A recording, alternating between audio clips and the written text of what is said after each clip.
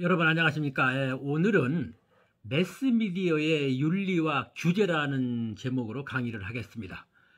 매스미디어의 윤리와 규제. 규제라고 하는 것은 법적 규제를 얘기하는 것이고, 윤리라고 하는 것은 또 무엇입니까, 여러분? 자, 우리가 먼저 그 윤리라는 것과 법이라고 하는 개념부터 먼저 정리를 하는 것이 좋을 것 같은데요.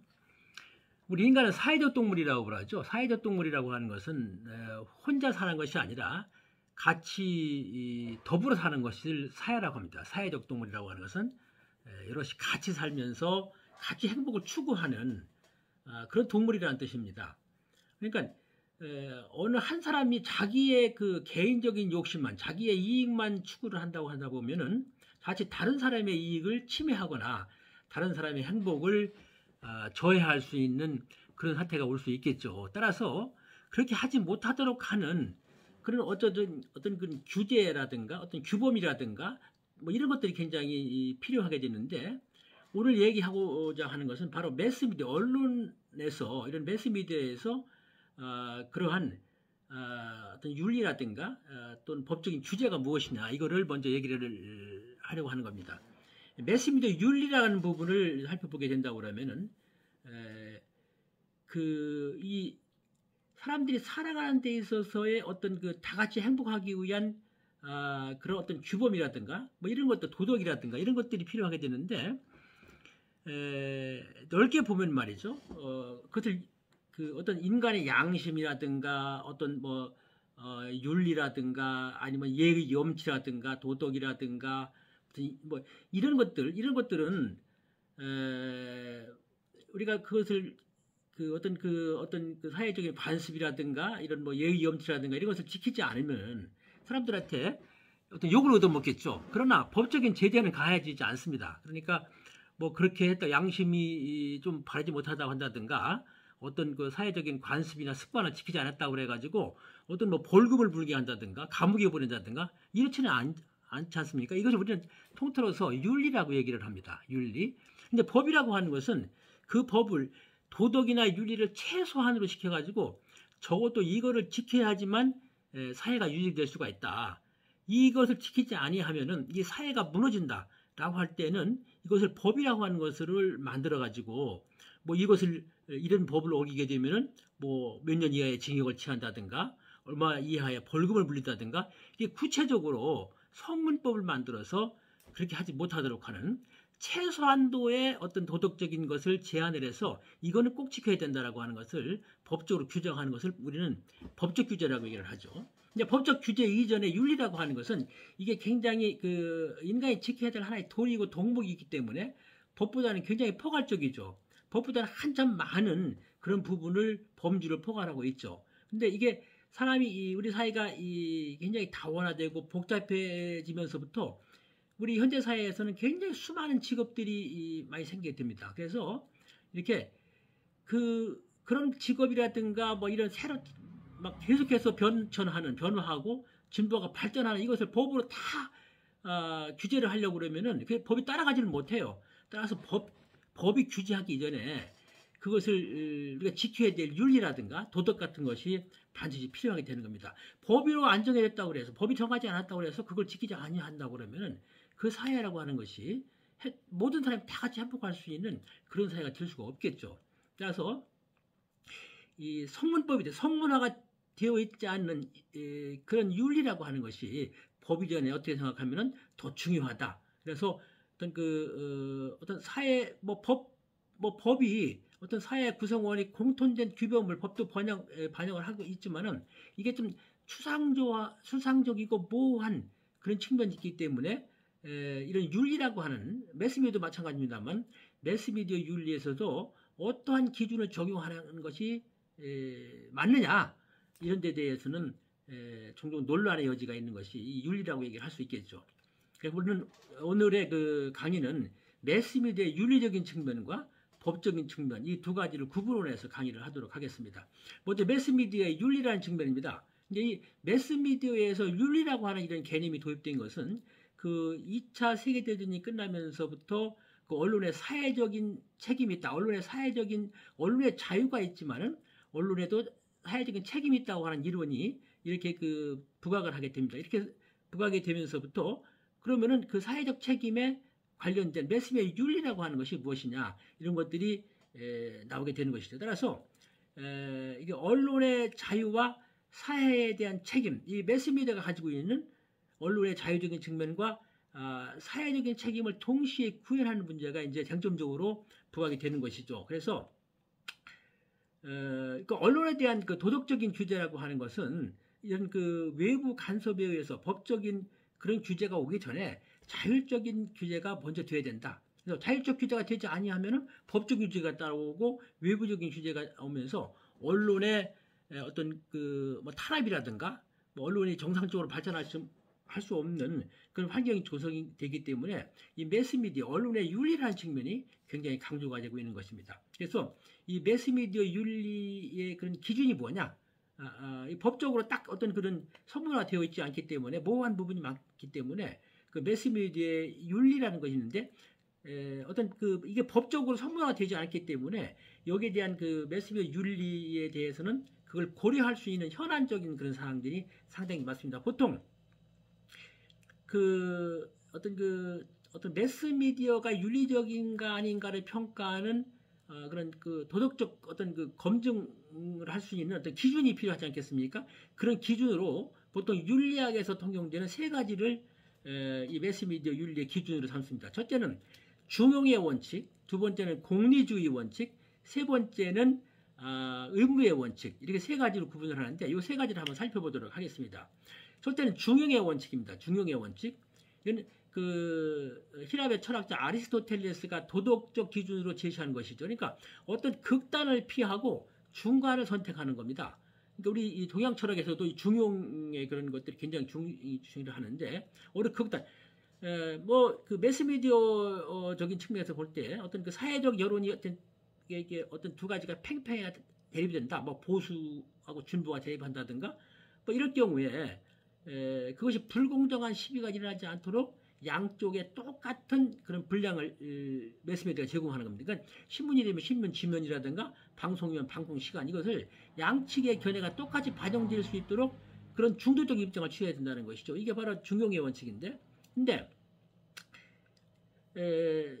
조금 전에 얘기한 대로 이 윤리적인 측면이라고 하는 것은 굉장히 모호한 측면이 있는 것이죠. 법적으로 딱 이렇게 정해진 것이 아니기 때문에 따라서 이 중용의 원칙이라고 하는 매스미디어 윤리에서도 이게 모호한 측면이 적용이 됩니다. 그러니까 어떤 그 이런 중용의 원칙이 반드시 그 중용을 시켰다고 해서 이게 공정보도가 된다, 어떤 균형보가 된다 이렇게 얘기를 할 수가 없다는 것이죠. 그러니까 그런 그 중용이라고 중간적인 자적인 입장을 취한다는 것이 어떤 개개인의 가치관이라든가 입장도 다르고 어디를 중간으로 잡느냐고 하는 것에 따라서 이게 그 어떤 그 공정 보도라든가 균형 보도라든가 이런 것에 영향을 주게 되겠죠. 뭐 예를 들어가 통일정 우리나라 같은 경우 통일 정책에 관한 어떤 그런 그 어떤 언론 보도를 한다고 할 때 보수 언론일 경우에는 보수 단체나 진보 정부의 중간 정도를 뭐 그게 중간이다 이렇게 얘기를 하겠지만은 진보 언론일 경우에는 진보 단체와 보수 정부의 중간을 선택해서 논조를 만들 경우에 이 균형 보도가 서로 좀 상이한 결론이 나올 수도 있다고 얘기를 할 수가 있겠죠. 자, 두 번째는 공리주의 원칙입니다. 공리주의 원칙은 그 19세기의 영국의 제레미 벤댐이라고 하는 그런 그 철학자하고 존 스타튼 밀 이런 두 분이 이런 그 어떤 공리주의라고 하는 이런 사상, 윤리 사상을 제기를 했습니다. 그래서 이렇게 그 공리주의의 원칙이라고 하는 것은 최대 다수의 최대 행복이라고 하는 겁니다. 최대 다수의 가장 많은 사람이 가장 큰 행복을 누리면은 그게 어떤 그 올바른 윤리다, 올바른 도덕이다 이렇게 얘기하는 것이죠. 그러니까 어떤 사람이 어떤 행위를 했을 경우에 그 행위의 정당성이라고 하는 것은 결과적으로 최대 다수의 최대 행복을 가져왔을 때 그 행위가 정당성을 인정받는다 이런 뜻이죠. 그러니까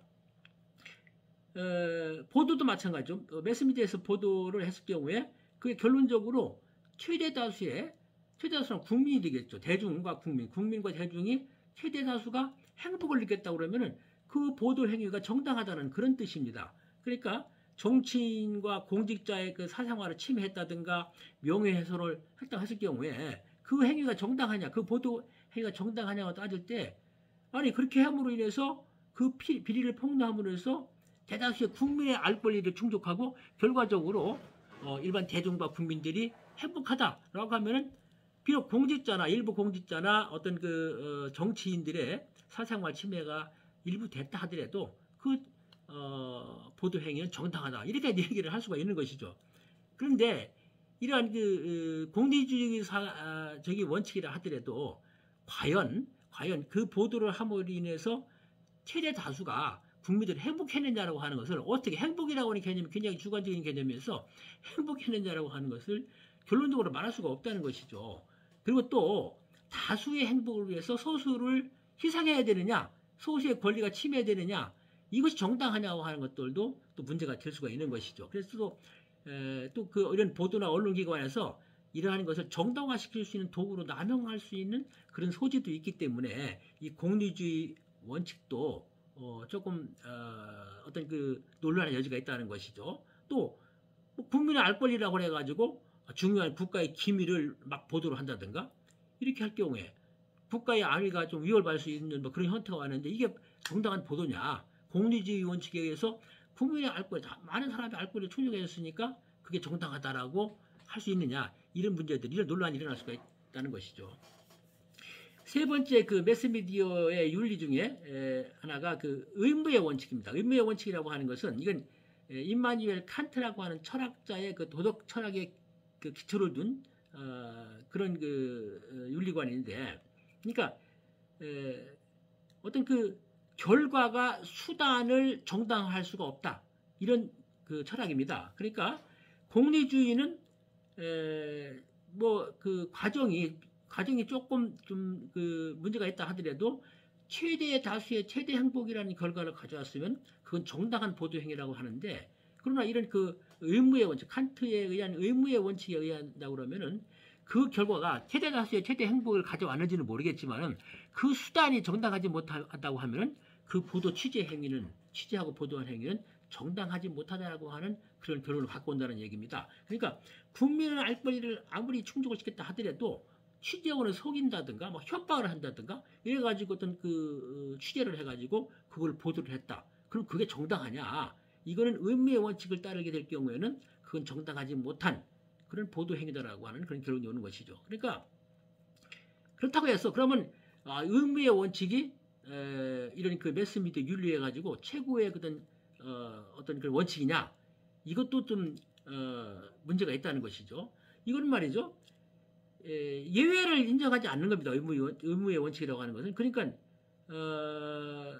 그냥 윤리적 기준을 제공하고 기자에게 신뢰감을 부여하는 그런 것이 있을지는 모르겠지만은 융통성이 없는 그런 그 원칙이 되다 보니까 잘못하면은 비현실적이게 되고 잘못하면 또 오히려 언론의 자유를 위협할 수 있는 그런 결과를 가져올 수 있다는 얘기입니다. 그러니까 보다 중요한 뭔가를 위해서는 거짓말이 필요할 경우가 있다는 것이죠. 예를 들자면 지금 뭐 인질극이 벌어졌어요. 인질극이 막 벌어져가지고 어떤 그 많은 인질들이 생명이 지금 위험을 느끼고 있는 상태에서 이런 그 언론에서 어떤 보도를 거짓 정보를 흘려가지고 그것을 그 거짓 정보를 받은 뭐 인질범이 뭐 그 인질을 풀어줬다든가 이렇게 해서 생명을 구했다고 그러면은 뭐 그러면 그게 과연 거짓 보도를 했으니까 그게 잘못된 것이냐? 지금 의무의 원칙을 한다고 그러면은 이거 잘못된 것이죠. 잘못된 보도죠. 그러니까 그 인질의 생명을 위해서 뭐 방송이라든가 라디오나 이런 걸 통해 가지고 그거를 인질범에게 흘려줘 가지고 거짓 정보를 흘려줘 가지고 결과가 좋았을 경우에 이것이 관련 윤리의 원칙에 의해서 그 속임수를 방송이나 뭐 신문이나 이런 언론사에서 하는 그 속임수를 비윤리적이다 이렇게 얘기를 할 수 있느냐, 이렇게 할 경우에 여러 가지 그 혼란이 올 수 있는 그런 소지가 있다는 것이죠. 하여튼 다음은 진실 보도와 그 윤리성의 문제라고 하는 것을 한번 살펴보도록 하겠습니다. 그러니까 보도의 진실성을 구성하는 것은 첫째는 정확성, 두 번째는 공공성, 세 번째는 완전성, 이렇게 얘기를 할 수가 있는 것이죠. 공공성, 완전성, 뭐 정확성 이렇게 세 가지가 어떤 그 진실 보도의 요건이라고 얘기를 할 수 있는데 과연 이러한 그 정확하고 완전하고 공정한 것을 갖추었을 경우에 그것이 진실 보도다 이렇게 얘기할 수 있는 것을 한번 살펴보도록 하겠습니다. 먼저 정확성에 관련된 문제입니다. 그러니까 정확한 보도라고 해서 반드시 이게 진실된 보도라고 얘기는 할 수 없다는 것입니다. 결론적으로 얘기해가지고. 왜냐하면 그 정확한 보도라고 하는 것은 보도의 진실성을 위한 필요 조건이긴 하지만 충분 조건이 되지 못한다는 겁니다. 그러니까 그 어떤 그 취재원이 이 기자에게 어떤 그 잘못된 거짓 정보를 제공했을 경우에 그걸 그 정보를 그대로 고지고대로 정확하게 보도를 했다고 하면은 그게 진실 보도는 아니죠. 따라서 취재원에게 또 속임수를 써가지고 어떤 그 보도를 빼내가지고 그거를 뭐 정확하게 보도를 했다. 이것도 진실성에 문제가 있다고 얘기를 할 수가 있는 것이죠. 두 번째는 완전성의 문제를 살펴보도록 하겠습니다. 그러니까 어떤 복잡한 어떤 사건이라을 경우에 그거를 완전하게 완벽하게 보도를 하는 것은 진실 보도를 해서 꼭 필요한 전제 조건이 될 수가 있습니다. 그러나 어떤 그 취재 과정에서 습득한 정보를 그 정보를 전체 다 보도를 했을 경우에 어떤 문제가 될 수가 있는 상황이 있다는 것이죠. 아까 인질관계에 관한 얘기를 했습니다만은 어떤 그 인질이 지금 생명에 의독한 그런 급박한 상황에서 내가 취재한 그걸 정보를 전부 다 완전하게 다 보도했을 경우에 자칫하면 그 인질의 생명에 문제가 있을 경우가 있었다고 생각할 수가 있겠죠. 경우 상당히 그런 게 있을 수가 있겠죠. 그러니까 그 인질범이 예를 들어 가지고 인질범이 여러 사람을 지금 인질로 잡아가지고 어떤 그 난투구를 벌리고 앉았는데 아이고 방송을 통해 가지고 지금 인질로 갇힌 그 인질 중에는 뭐 경찰관도 있다든가 아니면 무슨 뭐 수사기관에 누가 있다든가 뭐 그런 식으로 했을 경우에 인질범이 그 사람을 그대로 놔둘 리가 없겠죠. 잘못하면은 그 사람의 생명의 위험도 있을 수가 있겠죠. 이럴 경우에 모든 습득한 정보를 전부 다 이렇게 그 보도할 수 있는 그래서 문제가 있다고 하는 이런 얘기가 나올 수 있다는 얘기입니다. 세 번째는 공정성. 이건 뭐 균형성의 문제라고 얘기를 할 수 있겠습니다만은 어떤 기자가 어떤 뭐 기사를 편집한다든가 어떤 단어를 선택한다든가 이럴 경우에 그 기자의 어떤 편견이 개입된다고 그러면은 그 진실한 보도라고 인정받기가 대단히 어렵겠죠. 그러니까 언론인의 가치관이라든가 어떤 인식의 틀 이런 것들이 그 보도를 하는 중간에 보도 기사를 작성한다든가 뭐 뉴스를 말할 때 은연중에 거기에 반영되는 경우가 상당히 많습니다. 뭐 다큐 드라마 같은 경우를 만들 경우에도 어떤 특정한 가치를 거기에 개입시킨다든가 또 뭐 홍보나 광고를 만들 때 그 담당자들이 여기 진실이 약간 있다고 그래가지고 그걸 과장할 수도 있다 이렇게 생각할 수가 있겠는데 이럴 경우에 공정성, 균형성에서 상당히 문제가 발생할 수가 있다는 얘기죠. 자, 다음은 어떤 이익 갈등과 윤리 문제라는 것을 한번 살펴볼 필요가 있습니다. 그러니까 어떤 취재 과정에서 얻은 정보를 통해서 그것으로 어떤 나의 그 기자가 사익을 취할 경우에 여러 가지 문제점이 발생할 수가 있습니다. 그러니까 취재나 또는 편집 과정에서 어떤 사회적 이익과 개인적 이익의 어떤 갈등 문제가 발생할 경우는 당연히 어떤 그 사회적 이익을 먼저 생각을 해야 되는 것이죠. 그러니까 이런 언론인이 어떤 어떤 이 공인이 아닌 어떤 사인으로서의 뭐 이익, 정치적인 이익이 됐든 경제적인 이익이 됐든 그런 이익을 취할 경우에는 이런 윤리 문제가 발생한다는 겁니다. 그러니까 그런가 하면은 어떤 중대한 비리를 발견해서 기자가 취재를 했는데 그거를 알고도 뭐 광고주라든가 무슨 자기가 이익관계에 있는 그런 특히 광고주가 그런 경우가 굉장히 많습니다만은 그런 뭐 큰 거대 그룹의 어떤 대단한 비리를 취재를 하고서도 그거를 뭐 보도를 안 한 경우에 이러면 국민의 알 권리를 무시하는 것이죠. 그러니까 광고주를 내가 많은 광고를 주고 있는 재벌 기업을 그걸 보도를 했을 경우에 광고가 빠질 수가 있다. 그래 보도를 안 한 경우가 있습니다. 그러면은 국민의 알 권리를 무시하는 그런 경우가 되겠죠. 그래서 이럴 경우에 어떤 이것이 바로 이익 갈등의 윤리 문제를 가져오는 그런 사례라고 얘기를 할 수가 있습니다. 다음은 언론인과 취재원의 관계입니다. 언론인과 취재. 그러니까 뭐 기자들이 보통 그 어떤 출입기자 제도 같은 그런 것을 많이 이용을 해가지고 어떤 정당이라든가 정부 기관이라든가 여러 가지 그 사회적 기관에 가가지고 이런 공적 기관에 가가지고 공개적으로 기사를 뭐 없긴 합니다만, 그러나 아까 조금 전에 했던 그 기관의 비리를 얘기했습니다만, 뭐 재벌이 됐던 공적인 기관이 됐던 그런 기관에 어떤 비리가 있고 부정이 있을 경우에 그것을 고발하는 사람들이 있습니다. 그런 사람들은 신분 노출을 굉장히 많이 하죠.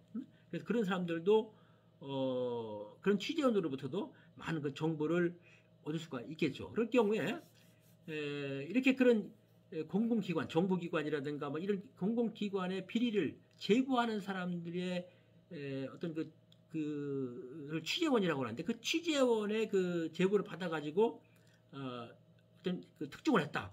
그럴 때 그 여러 가지 뭐 요구를 받아가지고 그 사람의 취재원의 성명이라든가 신분을 노출시킨다고 그러면은 그거는 굉장히 안 되는 것이죠. 그래서 이게 참 문제가 돼요. 그러니까 이 법적으로도 빈익권이라고 나중에 얘기를 하겠습니다만은, 법적으로도 그 취재원 보호를 법적으로 보호를 받고 있음에도 불구하고 이게 취재원을 밝히지 않으면은 누가 취재원이냐, 누가 그런 얘기를 해줬느냐, 공적인 기관에 있어서 그 취재원을 밝히지 않으면 그 보도가 진짜인지 아닌지 그 내용을 신뢰할 수가 대단히 어렵죠. 따라서 공신력을 확보할 수가 없다는 얘기죠. 그러니까 또 사람들은 국민의 알 권리를 그 사람이 누군지 가르쳐 주니까 그것도 국민의 알 권리를 무시한다라고 하는 그런 점에서 또 문제가 될 수가 있는 것이죠. 따라서 이러한 딜레마라는 측면이 있다는 겁니다. 그리고 이 취재원으로부터 어떤 금품이라든가 취재 편의를 받는다든가 이런 것들도 비윤리적인 행위라고 얘기를 할 수가 있습니다.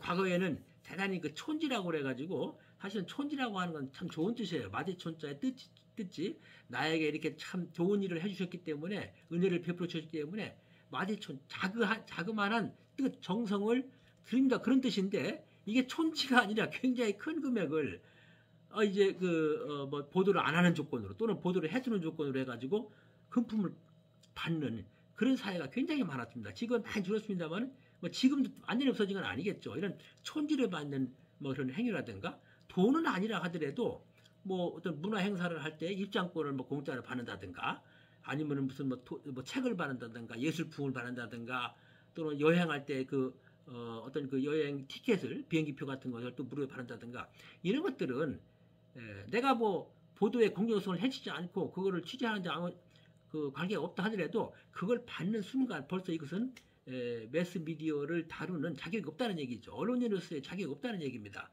그래서 이제 그걸 받았다 하면 그 자체로서 자격도 없거니와 그걸 밝게 알게 된다 그러면 그 언론사 자체가 그 기자로 인해서 큰 타격을 받는, 신뢰성에 큰 타격을 받는 그런 사례가 일어날 수 있는 것입니다. 그래서 많은 언론사들이 그 기자들에게 취재원이 제공하는 선물이라든가 향응이라든가 편의를 거절해야 된다라고 하는 윤리 강령을 제정해가지고 운영을 지금 하고 있습니다.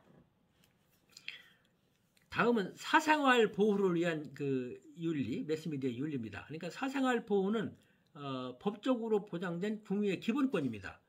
그런가 하면은 언론의 자유 또한 어떤 정부에 대한 매스미디어의 접근, 이것도 법적으로 보장이 돼 있죠. 따라서 국민의 알 권리, 국민의 사생활 보호와 이 매스미디어의 정부에 대한 접근권, 알 권리로 의 접근권, 이것이 서로 양자가 상충할 때도 발생을 하게 됩니다. 그러니까 사생활 침해를 받는 개인이 보통 언론과 이렇게 다툴 때 법원은 국민의 알 권리라는 것을 존중을 해가지고 종종 법원의 판결이 언론에 유리하게 작용할 경우가 상당히 많습니다. 그래서 언론인들의 그 윤리적인 자각이 그래서 더 필요한 거예요. 그래서 특히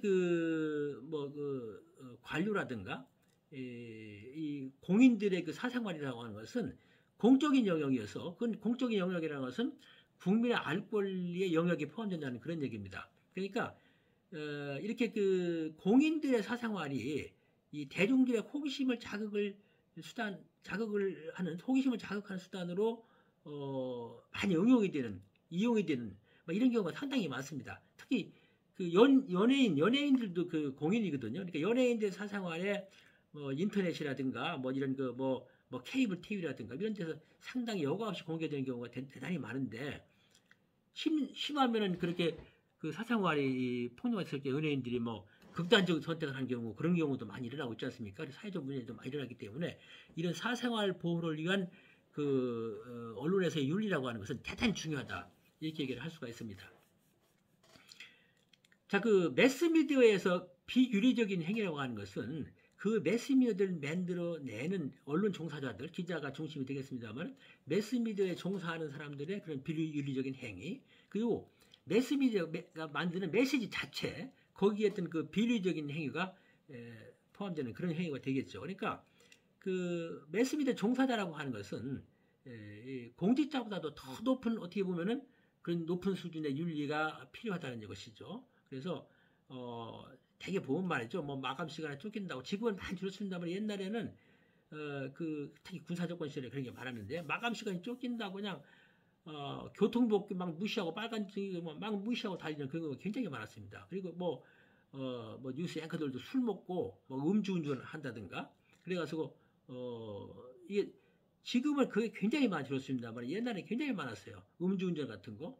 그리고 막 교통규칙 막 무시하고 거기에 언론사 로고가 새겨진 차량을 막 운전하면서 이런 경우가 굉장히 많죠. 이런 것들은 바로 매스미디어 종사자가 가지고 있는 윤리의식이 없기 때문에 그렇다 얘기를 할 수가 있겠죠. 그런 언론사에 종사하는 사람 한두 때문에 그 언론사가 완전 도매금으로 그 언론이 무시당하는, 신뢰성을 잃는 그런 사태가 굉장히 많이 일어나고 있습니다. 그런가 하면 그 언론사에서 만드는 뭐 기사가 되든 프로그램이 됐든 그 메시지 자체에서도 그런 것들이 상당히 많습니다. 그러니까 뉴스나 영화라든가 방송 프로그램이라든가 이런 데 나타나는 그 반사회적인 내용이 심각한 경우가 상당히 많이 있죠.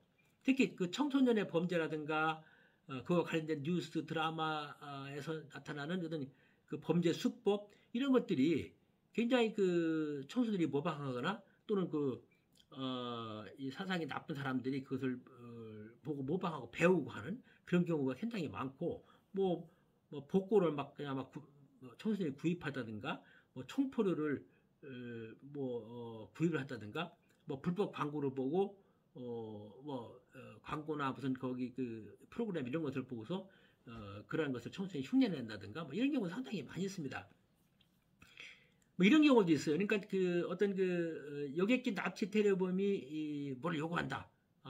인질극을 벌이면서 비행기에 인질극을 벌이고 있을 때 그걸 그대로 막 텔레비전에서 생중계하는 그런 경우도 있습니다. 그런 것을 보면은 인질범이 이렇게 요구를 하니까 이걸 방송에서 그대로 다 방송해 주는구나. 이걸 어떤 테러범이 보고는 나도 한번 해봐야 되겠다. 그래가지고 인질극을 벌리면서 전 세계에 자기들 집단의 어떤 테러리스트의 집단의 어떤 견해를 전 세계에 방송을 통해 홍보하는 그런 경우들이 일어날 수가 있는 것이죠. 따라서 어떤 매스미디어에 종사하는 사람들, 또 매스미디어에 종사하는 사람들이 만드는 메시지 이런 것들에 어떠한 것이 윤리적인 것이고 어떤 것이 윤리적이 아니한 거에 관한 것을 철저히 살펴서 행동하고 메시지를 만들어내야 한다. 이렇게 얘기를 할 수가 있겠습니다. 자, 이번에는 윤리적인 측면보다도 더 어떤 강한 규제가 되는 법적인 규제를 한번 살펴보도록 하겠습니다. 그럼 매스미디어의 법적 규제입니다. 조금 전에 얘기한 대로 어떤 윤리적인 측면은 그거는 어떤 법적인 규제가 아니기 때문에 그것을 어겼다고 해서 어떤 징역을 살게 한다든가 돈을 내게 한다든가 그런 건 아니지만은 법이라고 하는 것은 그걸 법과 윤리의 최소한을 정한 것이기 때문에 반드시 지켜야 됩니다. 이걸 정한 법을 지키지 않을 경우에는 반드시 거기에 대한 규제가 따르는 것이 바로 법이라고 할 수 있겠죠. 이것이 바로 보통 도덕이나 윤리와 다른 측면이라고 할 수 있겠습니다. 그래서 이런 법적 규제가 필요한 것은 주권자인 국민의 알 권리 보장을 위해서 언론의 자유가 보장이 되지만은 어떤 모든 국가에서 사회통합과 질서의 유지를 위해서 그 언론의 자유라고 하는 것을 무작정으로 무제한으로 주지는 않습니다. 그 폭을 일정 부분 제한을 하게 되는 것이죠. 그래서 언론이 개인의 권리나 공중의 이익을 존중하고 사회적 책임을 다하도록 법적 규제를 실시하는데 바로 이 법적 규제라고 하는 것은 언론에 대한 정부의 규제, 그리고 반대로 정부에 대해서 언론이 압력을 넣는 분야, 언론이 주장하는 분야, 이 두 가지를 크게 나눌 수가 있습니다.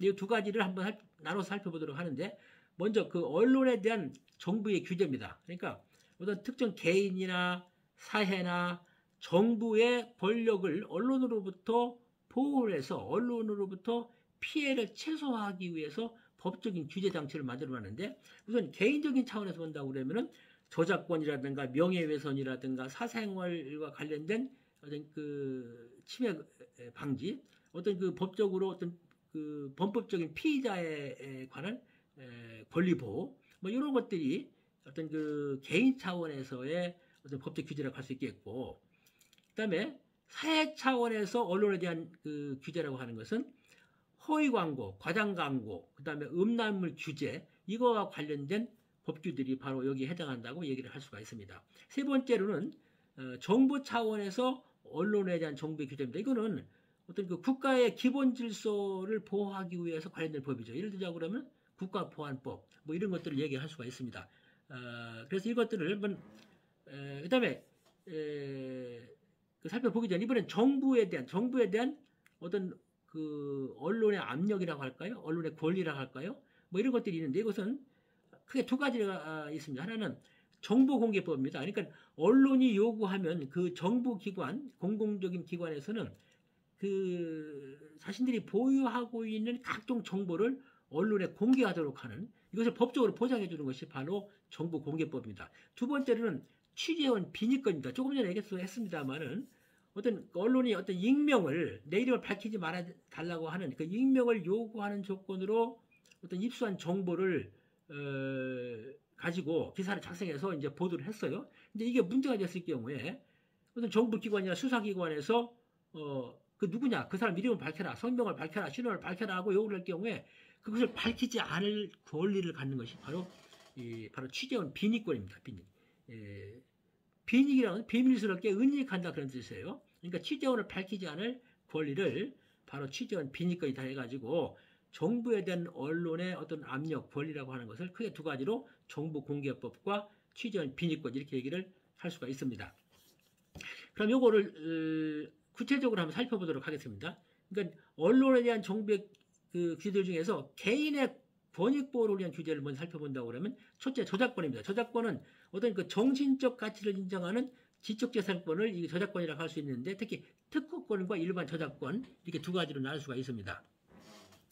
그래서 저작권 보호 영역이 지금 계속 확대가 되고 있는데, 저작권법은 어떤 그 저작을 한 사람의 저작권료를 지불한 다음에 그걸 사용하게 하는 법적 규제 장치로 해서, 그렇게 해서 지적재산권을 보호하는 법이 바로 그 저작권법이라고 할 수 있는 건데, 뭐 소설이라든가 영상 저작물이라든가 광고물이라든가 뭐 데이터베이스라든가 이런 그 모든 저작물들을 미디어가 사용을 하려고 그러면 작가가 정당하게 저작권료를 지불하고 또 원작자에게 사용 승인을 얻고 이렇게 사용을 하고, 또 사용할 경우에는 그 출처를 밝히도록 하는 그런 건 관련 법이 바로 그 저작권법이라고 얘기를 할 수가 있습니다. 그래서 이 저작권법은 일정 기간 동안 보호를 받는데, 미국의 경우에는 그 작자가 생존하는 동안은 물론이고 그 작자가 죽은 이후에도 그 상속인이 70년 동안이나 이거를 그 저작권을 받도록 소유할 수 있도록 이렇게 했습니다. 우리나라 경우도 마찬가지인데, 우리나라는 작가 생존하는 동안은 물론이고 작가가 죽은 다음에도 50년 동안 그게 보호가 됩니다. 미국은 70년인데 우리는 50년이에요. 근데 만약 공동 저작이라고 한다고 그러면 이게 3명이 저작했던 뭐 4명이 저작했던 2명 이상의 저작권자가 있을 경우에 그 마지막에 돌아가신 분, 마지막에 죽은 사람으로부터 50년 이후까지 그 저작권이 보호가 되고 있습니다. 그리고 우리나라는 1987년에 세계 저작권 협약에 가입이 되어 있기 때문에 그 외국 저작권도 보호해줄 의무가 있습니다. 자, 그렇다고 해서 모든 저작권을 전부 다 보호해주느냐, 예외는 없느냐? 예외가 있습니다. 그래서 공정한 사용, 페어 유스라고 합니다만, 공정한 사용을 할 경우에는 저작권 예외를 인정해 주는 것인데, 뭐냐고 그러면 어떤 공부를 하기 위해서 또는 뭐 자유로운 의사소통을 위해서 어떤 이게 필요하다. 저작권을 내가 좀 필요하다. 예를 들자고 하면은 내가 그냥 어떤 공부를 하기 위해서 또는 그냥 단순히 그냥 시청의 편의를 위해서 이것을 뭐 녹화한다든가 뭐 재생해 보는 거예요. 그러니까 방송 같은 거 나간다든가 뭐 이럴 때 그거를 지금 지금 보는 게 지금 시간이 없기 때문에 그 녹화했다가 나중에 본다든가 또는 공부를 하기 위해서 뭐 이걸 녹음을 해가지고 나중에 틀어가지고 내가 그 공부를 한다든가 이러한 행위는 저작권 침해라고 여겨지지 않는 거 이런 경우가 있다는 얘기죠. 이런 건 예외가 있다는 얘기죠. 자, 그러면 지금부터는 그 인터넷이라든가 네트워크 공간상에서 쟁점이 되고 있는 저작권 그 침해 사례를, 저작권 보호 사례를 한번 살펴보도록 하겠습니다. 그러니까 디지털 저작물의 저작권에 대한 그런 쟁점들인데 복제, 배포, 전송 등의 그 법적 개념이 모호한 경우가 있다는 얘기죠. 복제라고 하는 것은 저작물을 인쇄하다든가 또 사진을 찍는다든가 복사한다든가 녹음한다든가 녹화한다든가 그렇게 해가지고 어떤 유형물에 고정한다든가 이걸 다시 제작하는 그런 행위인데 그러면 이렇게 그 브라우징 하는 거 그냥 그 인터넷상에 들어가가지고 살펴보는 것도 이것도 그 어떤 이런 그 뭐 어떤 복제나 배포 전송하는 그런 개념과의 어떤 관계가 있느냐 이런 것들도 하나의 쟁점 사항이고 남의 것을 그냥 봤으니까 남이 시작한 저작권이 있는 사람의 그 허락을 받지 않고 봤으니까 이게 브라우징한 것이 어떤 그런 권한이 있느냐 그런 행위가 포함되느냐라고 할 때 이것도 일정 부분 쟁점이 되고 있다는 얘기입니다.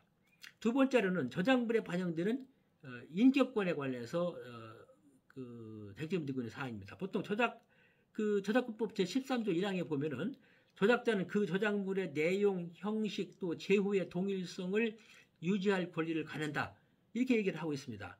그러나 보통 정보통신으로 전달받은 디지털 저작물들이라고 하는 것은 편집과 가공을 쉽게 할 수가 있는 것이죠. 이렇게 되면서부터 이 저작권법에서 인정하고 있는 동일성 유지의 권리가 쉽게 그 침해받을 수 있는 가능성이 지금 이 디지털 저작물에서 일어나고 있다고 얘기를 할 수가 있습니다. 또 그 네트워크 시스템의 관리자에는 책임이 없느냐? 그 책임의 한계에도 여러 가지 모호한 점이 있다는 얘기입니다. 그러니까 네트워크 상에서 어떤 그 저작권을 침해를 받을 때 그 원작자가 그 저작권을 침해한 사람하고는 별도로 그 침해를 받도록 그런 장을 만들어준 그 시스템 관리자에게 뭐 사설 게시판이라든가 서비스 제공자라든가 그 어떤 자료 게재의 심사권이 있는 시스템 관리자라든가 이런 사람들에게 어디까지 책임을 물을 수 있느냐 이것도 굉장히 모호하다는 얘기입니다. 그 다음에 이 카피레프트 운동이라고 하는 것이 있습니다. 카피레프트 이게 뭐냐 그러면 디지털 시대의 정보라고 하는 것은 자유로운 유통이 전제가 돼야 된다라고 하는 그런 그룹들이 있습니다. 이런 사람들이 주장하는 건데 그러면 과도한 저작권법이 적용이 된다고 그러면 이런 컴퓨터 프로그램들이 사회적 개혁을 분위기를 엉두른다는 거예요. 그래서 이런 그 소프트웨어 프로그래머와 기업의 과도한 독점권을 행사하게 하도록 해준다고 그러면은 이것이 그 자유롭게 복제되고 개작되고 변형된 것을 이렇게 분배해주고 하는 권리, 그러니까 프리웨어 이 프로그램 이 권리들이 확산되도록 그런 것이 확산됨으로 인해서 사회적으로 굉장히 풍요롭고 긍정적인 영향이 향상을 하는데 과도하게 이렇게 그 디지털 그런 그 저작권을 너무 통제를 한다 보면은 그런 사회적 이익이 굉장히 침해할 수 있다. 그래서 그 자유로운 유통을 보장할 수 있는 그런 그 시대가 되어야 된다고 하는 것을 주장하는 것이 상당히 설득력을 잇고 있어서 이런 것들도 쟁점이 되고 있습니다. 자, 두 번째는 명예훼손입니다. 명예훼손이라고 하는 것은 언론 보도로 인해서 개인의 명예와 권리가 침해되는 것입니다. 그래서 미국에서는 이렇게 그 미국의 법률협회에서 정의하기는 어떤 그 사람의 사회적 평가를 저하시키고 제3자로 하여금 교제나 거리를 주저하게 할 정도로 평판을 손상시킬 경우에 이거를 명예훼손으로 본다. 이렇게 그 명시를 하고 있습니다. 우리나라 같은 경우는 그 형법상 공연성, 그러니까 대중이 알도록, 대중이 듣도록 이렇게 사실을 적시한다든가 또는 허위 사실을 또 적시한다든가 비방할 목적으로 뭐 진술하다든가 이거는 명예훼손으로 본다 이렇게 보는 것이죠. 이게 사실이 아닌 것도 마찬가지입니다만은 사실인 것도 또 사람들에게 어떤 그 해를 경할 경우는 사실의 경우라도 명예훼손이 나올 수 있다는 얘기입니다. 근데 명예훼손이 면책될 경우가 있어요. 그 면책되는 사유라고 하는 것은 그 명예훼손을 막 무분별하게 아무데나 다 적용할 경우에 사람들의 여러 가지 그 알 권리라든가 여러 가지 공공의 질서에 공공의 이익을 부합되지 않은 경우가 생긴다는 것이죠. 그러니까 면책되는 사유의 첫 번째는 보도의 내용이 진실이라고 하는 것을 구체적으로 증명할 수가 있고 그 진실이 공공의 이익에 부합될 경우에는 면책이 된다는 겁니다. 그다음에 그 언론사에서 논평한 것이 언론의 논평이 공정한 논평으로 인정될 경우에 이게 비록 어떤 개인의 명예훼손의 요소가 있다 하더라도 면책이 허용된다는 겁니다. 특히 공익일 경우에는 이런 면책 사유가 해당되는 경우가 상당히 많습니다. 그래서 특히 그 오보로 인해서 어떤 공인의 명예가 훼손된다 하더라도 실질적으로 언론사에서 악의적으로 한 게 아니다라고 할 경우에는 면책이 또 됩니다. 그러니까 물론 사인이라고 하더라도 그 공인이 뭐 공무에 종사한다든가 연예인이라든가 여러 가지 어떤 공인의 지위에 있지 않느냐 하는 사람이라도 그 사람이 공공적인 관심사가 적용되는 그런 어떤 그 일을 벌일 때는 국민의 알 권리 차원에서 그 사인이라 하더라도 공인의 반열에 올려놓게 됩니다. 언론에서는. 세 번째는 사생활 침해에 관련된 것입니다. 사생활 침해. 이 사생활 권리라고 하는 것은 이런 개념이라고 하는 것은 1988년에 미국의 토마스 쿨리라고 하는 판사가 혼자 있을 권리 right to be let alone이라고 하는 그 판결을 내린 게 있습니다. 그리고 2년 뒤에 1890년에 변호사 워렌과 브랜다이스라고 하는 그 두 변호사가 프라이버시 권리 right to privacy라고 하는 논문을 발표하면서 공식적으로 이 사생활의 그 권리라고 하는 것이 공식화됐습니다. 그러니까 프라이버시라고 하는 것은 어떤 그 사생활을 할 권리와 사적 권리를 주장할 수 있는 기본 권리 이런 것을 내포하는 것으로서 어떤 그 개인적인 정보를 배타적으로 통제할 수 있는 적극적인 의미로 진화를 하고 있죠. 그래서 그럼 사생활 침해가 어떻게 성립이 되느냐? 그러니까 타인의 다른 사람의 사생활과 사적 사항을 공표 또는 왜곡해서 공표하거나 그 사람의 이름이라든가 초상을 어떤 영리 목적으로 사용할 경우에는 이거 사생활 침해입니다. 그래서 이 사생활이라고 하는 것은 헌법이 보장하는 어떤 그 개인들의 권리예요. 따라서 헌법이 보장하는 권리를 언론이 침해했다고 그러면 이건 명예훼손보다도 더 심하게 봅니다. 그래서 명예훼손과는 달리 이 사생활 침해는 보도 내용이 그게 진짜다, 진실이라 하더라도 이게 면책 사유가 되질 않습니다. 사생활 침해라는 것은 명예훼손보다도 더 엄하게 그것을 지켜줘야 될 그럴 필요가 있다 얘기를 할 수가 있겠죠. 그래서 다만 이 사생활 침해라고 하는 것이 어떤 그 공인의 사생활이다. 또 그 다음에 본인이 그걸 동의를 했다든가 또 그 사람이 그 사생활의 권리를 포기했다든가 또 공익적인 가치가 큰 경우 이럴 경우에는 사생활 침해의 면책 사유가 적용될 수 있는 사례가 상당히 많이 있습니다. 자, 그 다음에는 디지털 미디어에서 발생하는 사생활의 침해라는 게 있습니다. 그래서 그 디지털 미디어에서 사생활의 침해가 어떤 정보의 수집이라든가 이용이라든가 그걸 관리하는 단계에서 발생할 수가 있는데 정보의 수집 단계에서는 어떤 이 개인의 사생활을 뭐 도청한다든가 감시한다든가 이렇게 한다고 그러면 사생활 침해가 되는 것이죠. 그런데 이걸 그 개인의 사생활은 조금 전에 말한 대로 굉장히 중요하기 때문에 이게 어떤 국가의 안위를 위한 거다. 국가의 안전을 위해서도 도청하고 감청할 필요가 있다고 할 경우에도 이건 법원에 반드시 허가를 받아야 됩니다. 적법한 절차를 밟다가도 해야지 도청과 감청을 해서는 안 된다. 이렇게 얘기를 할 수가 있겠고 이 정보의 이용 단계에서는 그 쿠키 장치라는 게 있죠. 쿠키 장치. 그러니까 이거 웹사이트에서 어떤 정보를 우리가 정보를 확인해보고 이게 접했는가, 어떤 정보를 접했는가, 그리고 누구한테 이거 정보를 보냈는가 이런 것들이 그 기록에 남아있어요. 남아있으면서 다시 그걸 접속했을 경우에 빠른 검색을 도와주는 그런 장치가 바로 이 쿠키인데 제3자가 이걸 이용해가지고 사용자의 정보를 빼내는 수단으로 이거 악용할 경우에 이게 정보 이용 단계에서 사생활 침해가 일어날 수 있다는 얘기입니다. 세 번째는 정보의 관리 단계입니다. 그러니까 잘못된 자료를 입력을 한다든가 변경된 자료를 그걸 갱신하지 않아서 여러 가지 문제가 발생할 수가 있다는 얘기죠. 그러니까 신용카드로 물건을 샀다. 근데 신용회사가 실수로 이게 신용정보를 잘못 입력했다.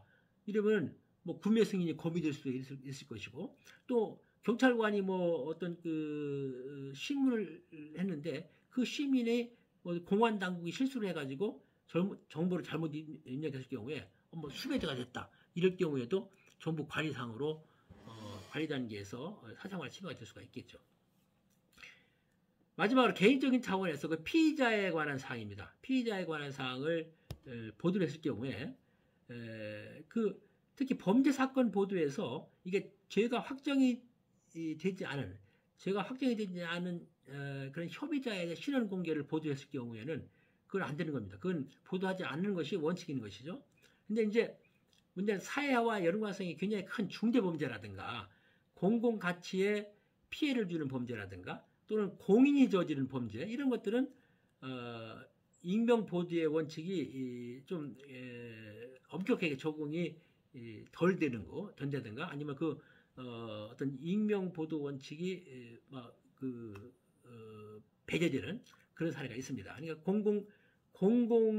공인이 저지른 범죄, 그다음에 중대 범죄, 그다음에 공공 가치에 피해를 주는 큰 범죄 이런 것들은 그 사람의 범인의 이름을 밝힐 수도 있다는 얘기죠.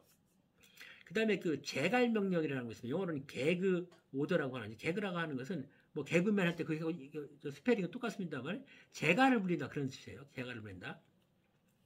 그때 이게 미국의 경우인데 어떤 배심원 편견에 영향을 줄 수 있는 어떤 피의자의 전과 기록이라든가 목격자의 증언이라든가 각종 뭐 조사 결과라든가 이런 것들을 재판 전에 언론이 보도하는 것을 금지하는 그런 법적 규제를 재갈 명령이라고 합니다. 그래서 배심원들이 그걸 보고 잘못 판단하지 못하도록 하는 것이죠.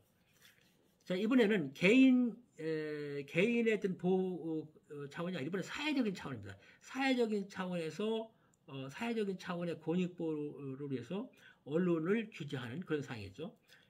허위 광고, 과장 광고, 허위 광고, 과장 광고 이거 대표적인 것이 하수기죠.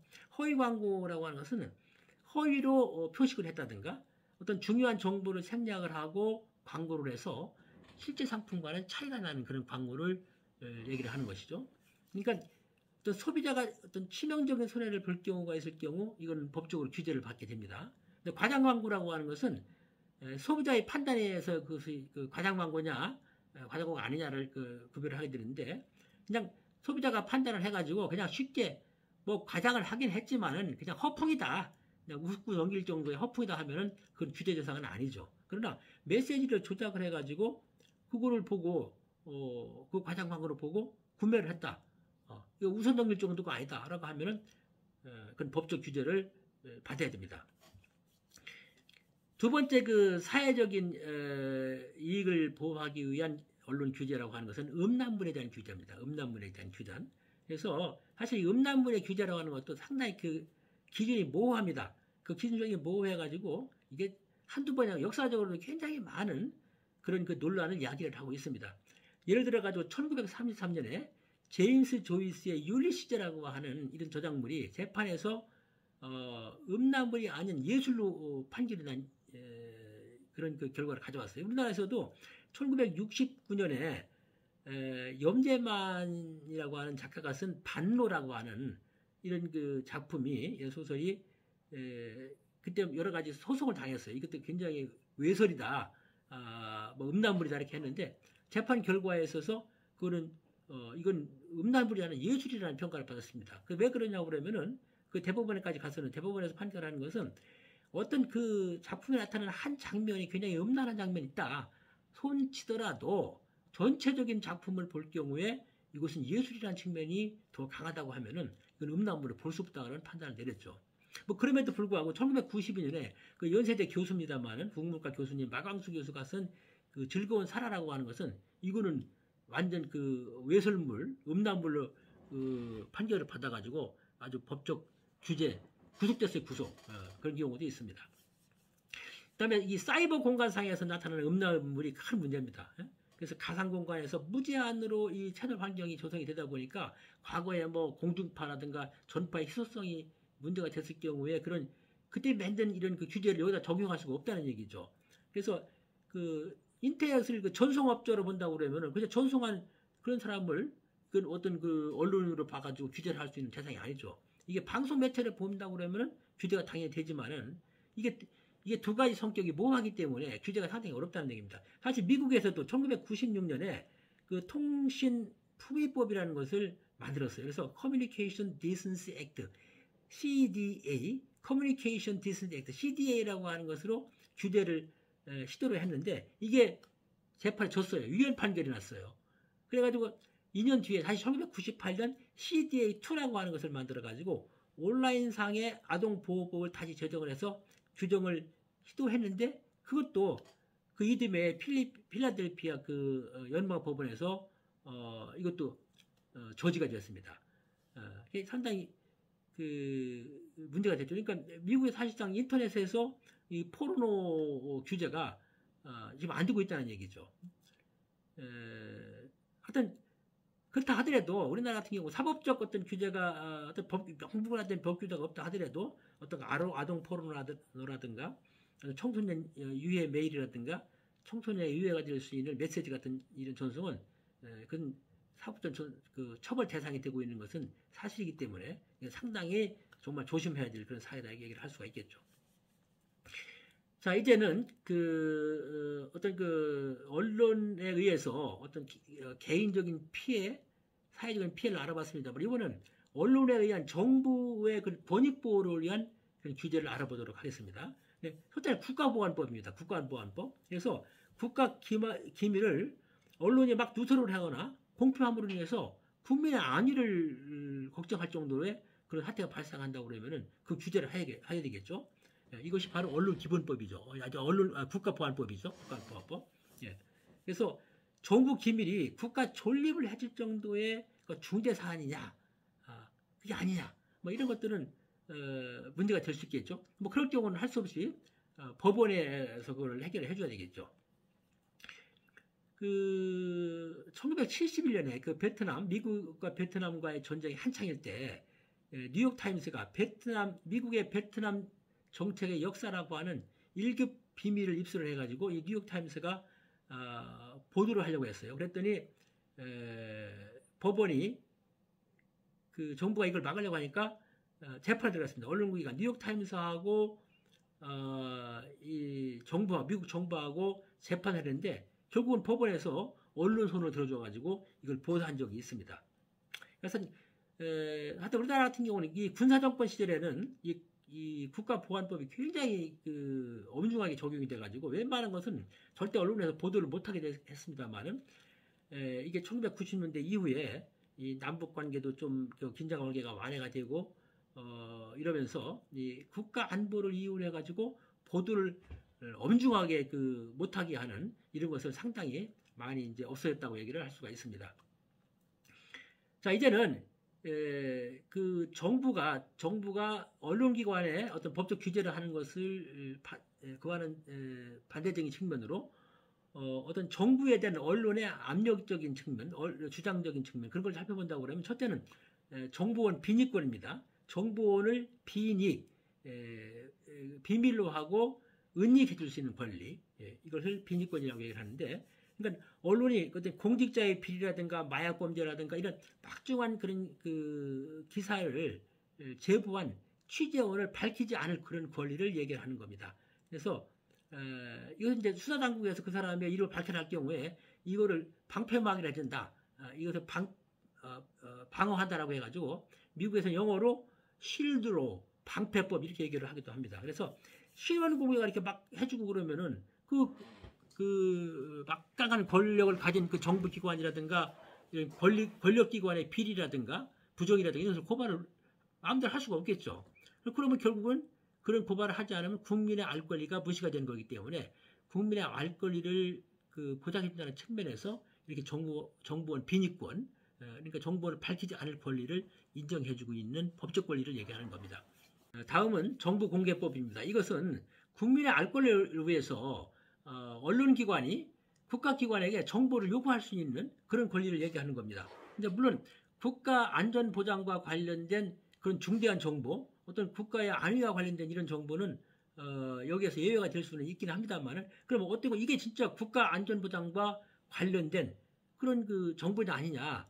이거는 그거를 그 정부기관이 그거를 밝혀야 되는지, 언론기관이 그게 안보와 관련인지를 밝혀야 되는지, 또는 그 정보 청유권이 언론기관으로 국한할 것인지, 아니면 일반 국민들도 이런 그 정보를 뭐 언론기관이 대신 알아가지고 주는 것이 아니라 일반 국민들도 정부에게 우리 국민, 나도 국민의 한 사람이니까 나에도 그런 그 정보를 알게 해달라고 하는 권리 청구할 수 있는 권리인지, 이거는 아직 완벽하게 정해지지 않은 바가 있어서 이것도 좀 모호한 측면이 있다, 얘기를 할 수가 있겠습니다.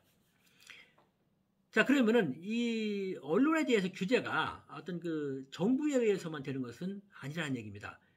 이 언론에 대한 규제라고 하는 것은 어떤 그 국민적인 차원에서 국민에 의한 규제도 있다는 것이죠. 그것을 우리는 액세스권이라고 합니다. 액세스 라이트, 액세스권.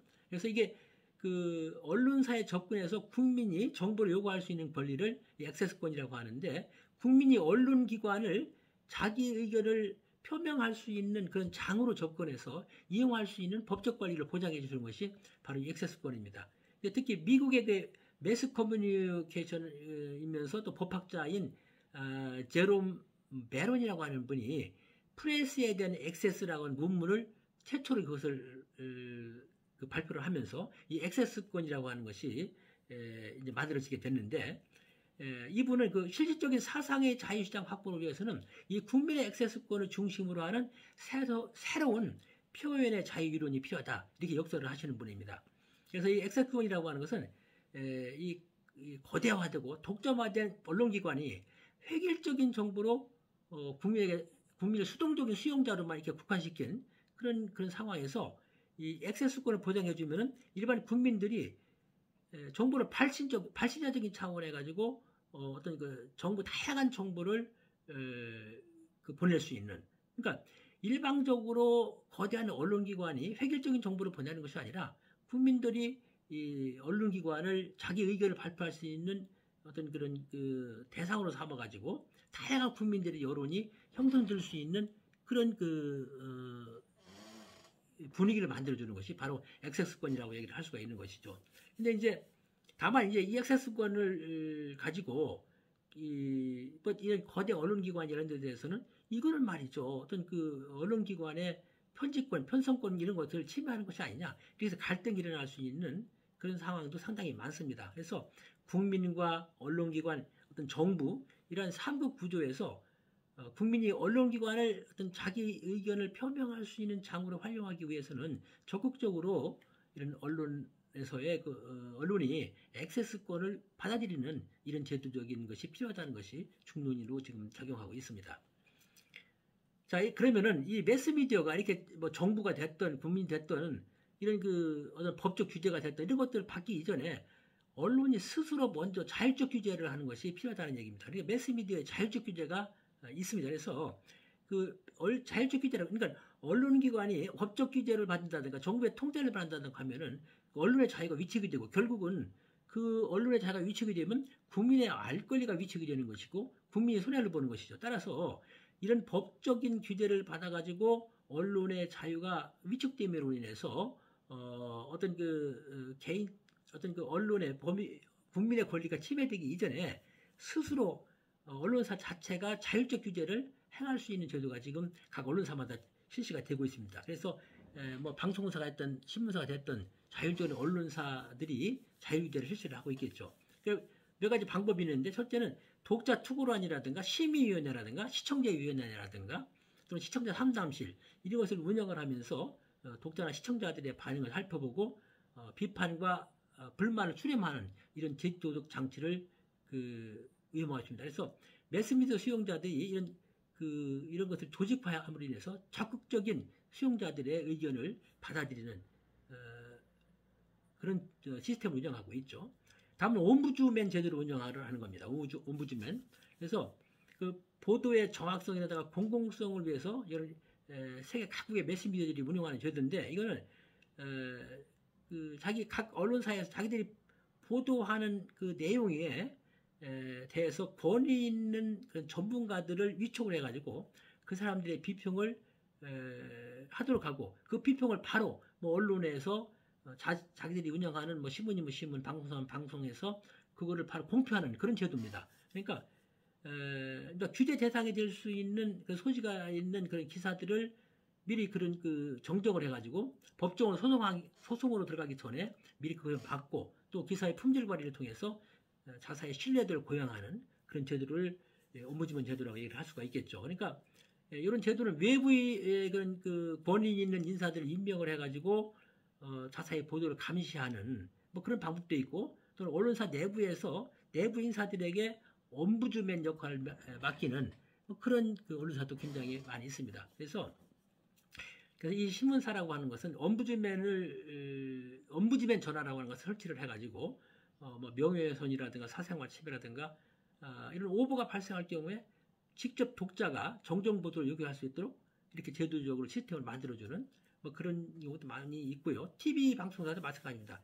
또 시청자들의 그 다양한 비판과 의견을 수렴해서 프로그램에 반영을 함으로 인해서 그 시청자들의 어떤 그 불만도 풀어주고 또 프로그램 품질도 향상시키고 방송사의 그 신뢰도도 향상시킬 수 있는 뭐 이런 제도를 많이 운영하고 있습니다. 그래서 그 국민의 알 권리를 충족해야 된다라고 하는 국민의 알 권리 충족을 내세우는 언론사하고 또 사생활 침해를 거부하는 어떤 독자 또는 시청자 이런 갈등을 해결하는 아주 그 좋은 효과적인 그런 방법이 바로 이런 언론사의 미디어의 자율적 규제다 이렇게 얘기를 할 수가 있는 것입니다. 자, 오늘은 이 매스미디어의 윤리적인 측면 그리고 법적인 규제, 매스미디어의 어떤 윤리적인 측면과 법적 규제가 어떻게 지금 적용이 되고 있고 우리는 이것을 어떻게 활용하는 것이 어떤 그 매스미디어를 잘 활용할 수 있는 방법인가에 대해서 알아봤습니다. 오늘도 강의를 시청해 주셔서 대단히 고맙습니다.